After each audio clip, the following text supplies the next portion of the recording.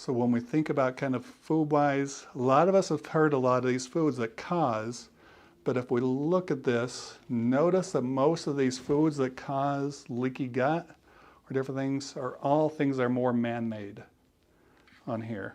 When we start to look at foods that help, we start to notice, oh, wait a second. They're mostly things that are found naturally occurring. They aren't made from test tubes or anything like that. So once again, it's bringing things in that can help out. A couple of the big ones. So bone broth, why do you think bone broth helps out with leaky gut?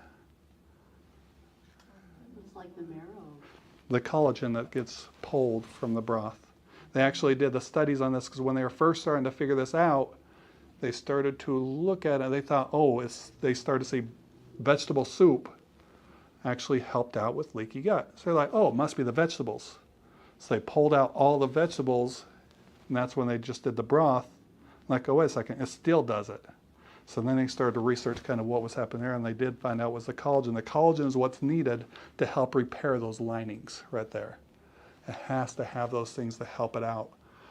Raw, cultured, organic dairy, but notice conventional dairies on the other side on there. A lot of times once we start to pasteurize, once again it gets rid of the bad, but also gets rid of the good.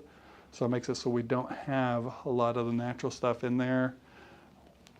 A lot of seeds, sprouted seeds, wild-caught salmon, a lot of different things there. But when we think about that gut, there's a lot of things that people don't realize that's happened there. One, like we said, most of our immune system is made there. But two, serotonin. Anybody heard serotonin is that happy kind of hormone? It's made there in that gut. But all these things are having to fire off. So once we create those imbalances, all of a sudden these start to happen. We start to decrease the immune system and start to decrease serotonin.